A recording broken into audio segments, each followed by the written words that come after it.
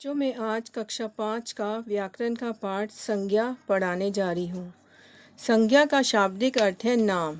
बच्चों, यहाँ 3 चित्र बने हुए हैं, उनके नाम देखो। एक में अलमारी है, एक लड़की बैठी है टेबल पे, वो किताब पढ़ रही है और उसकी आंख में से आंसू आ रहे हैं, और एक लैंप है।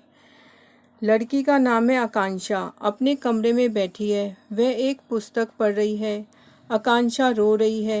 उपयुक्त वाक्यों में आकांक्षा व्यक्ति का नाम है, कमरा स्थान का नाम है, पुस्तक वस्तु का नाम है और रोना भाव का नाम है। अब संज्ञा की परिभाषा सुनो बच्चों। किसी व्यक्ति, वस्तु, स्थान अथवा भाव के नाम को संज्ञा कहते हैं। प्राणियों के नाम संजय, हाथी, वीणा, बिल्ली, पुरुष, स्त्री आदि। वस्तुओं के नाम तवा, कलम, फोन, कार, टीवी, कुर्सी, कमीज, सेब आदि। स्थानों के नाम पटना, दिल्ली, जंगल, पार्क, नगर, ग्राम, पुस्तकालय आदि। भावों के नाम खटास, मिठास, बुढ़ापा, हंसी, रोना आदि। अब बच्चों, संज्ञा के कितने भेद होते हैं? संज्ञा के 3 भेद होते हैं: व्यक्तिवाचक, जातिवाचक, भाववाचक। व्यक्तिवाचक में बच्चों देखो, यहाँ 2 चित्र बने हैं। एक लड़की माइक से गाना सुना रही है और एक किताब है जिसका नाम है नंदन। ऊपर दिए वाक्यों में पुष्पा व्यक्ति विशेष का नाम है और इस विशेष किताब का नाम है नंदन। अब इसकी परिभाषा सुनो। व्यक्तिवाचक संज्ञा क्या होती है? जो संज्ञा शब्द किसी विशेष व्यक्ति, वस्तु, स्थान या प्राणी का बोध कराते हैं वे व्यक्तिवाचक संज्ञा कहलाते हैं। इसके उदाहरण हैं पुष्प, नंदन और चार मीनार। जातिवाचक संज्ञा क्या होती है बच्चों? बच्चे खेल रहे हैं, यहाँ 2 बच्चे खेल रहे हैं, हमें नहीं पता इनके नाम क्या हैं। उपयुक्त वाक्यों में आए बच्चे अपनी जाति के नाम स्वरूप प्रयुक्त किए गए हैं। ये शब्द किसी विशेष व्यक्ति के लिए प्रयुक्त नहीं हुए हैं, ये संपूर्ण जाति का बोध करा रहे हैं। अब इसकी परिभाषा सुनो बच्चों। जो संज्ञा शब्द किसी प्राणी, वस्तु की पूरी जाति का बोध कराते हैं उन्हें जातिवाचक संज्ञा कहते हैं, जैसे मोर, गाय, पर्वत, नदी आदि। अब है भाववाचक। तीसरी क्या है? भाववाचक संज्ञा। यहाँ 2 चित्र बने हैं। एक है, एक मोटा सा बच्चा है और एक बच्चा क्या है? आम खा रहा है। मोटापा स्वास्थ्य के लिए हानिकारक है। इस आम की सुगंध ने मेरी भूख बढ़ा दी। ऊपर दिए गए वाक्यों में मोटापा, सुगंध शब्द अवस्था का बोध करा रहे हैं, भावों को अनुभव कर सकते हैं। जो संज्ञा शब्द किसी वस्तु या व्यक्ति के गुण, दोष, दशा, अवस्था आदि का बोध कराए उसे भाववाचक संज्ञा कहते हैं, जैसे सेवा, वीरता, मोटापा आदि। बच्चों, ये आपका कार्यपत्रक है पाठ संज्ञा का। अब इसमें प्रश्न है, प्रत्येक वर्ग के 2-2 नाम दिए गए हैं, 2 नाम तुम भी लिखो। मतलब यहाँ मैंने 2 नाम दिए हैं, आनव और अनीफ। ठीक है। अब आगे इन्होंने आपको 2 नाम लिखने हैं। फिर है सलमा और शोभा, 2 लड़कियों के नाम लिखने हैं। सूरजमुखी, गेंदा। अब यहाँ आपको 2 फूलों के नाम लिखने हैं।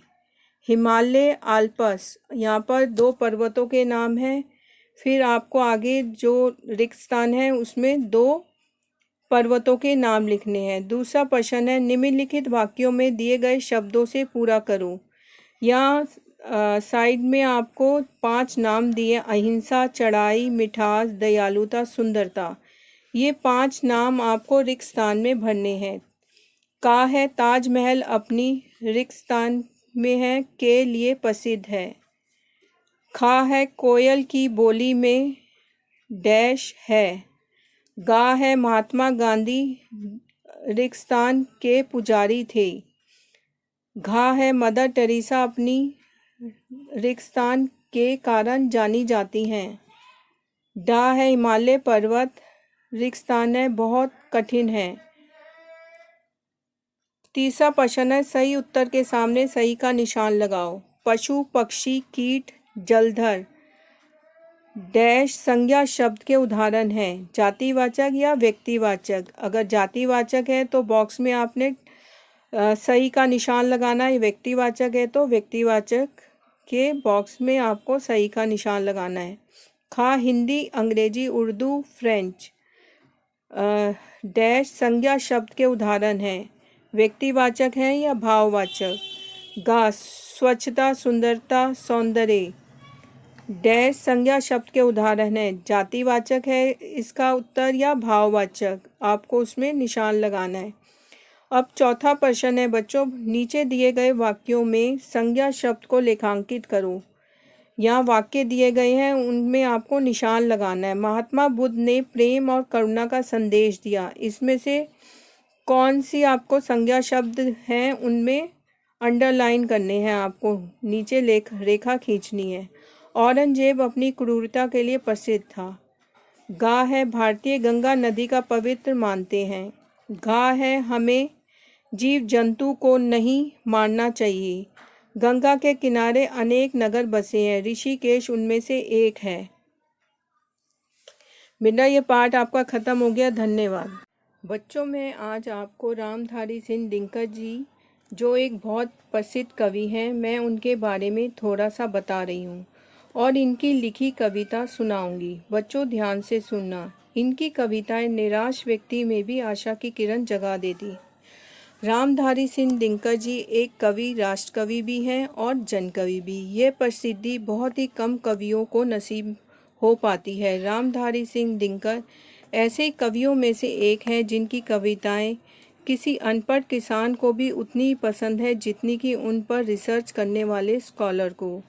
दिनकर जी की कविता इस समय भी उतनी प्रासंगिक मालूम होती है जितनी कि उस दौर में जब वह लिखी गई थी। दिनकर जी का जन्म 23 सितंबर 1908 को आज के बिहार राज्य में पड़ने वाला बेगसराय जिले के सिमरिया गांव में हुआ था। उनकी प्रसिद्ध रचनाएं उर्वशी, रश्मि रथी, हुंकार आदि। उनकी मृत्यु 24 अप्रैल 1974 को हुई थी। उनकी कविताएं सुनो बच्चों। जिस मिट्टी में लहू पिया, जिस मिट्टी ने लहू पिया, वे फूल खिलाएगी ही। अंबर पर धन बन छाएगा ही उच्छ्वास तुम्हारा। और अधिक ले जांच, देवता इतना क्रूर नहीं है, देवता इतना क्रूर नहीं है। थक कर बैठ गए क्या भाई, मंजिल दूर नहीं है।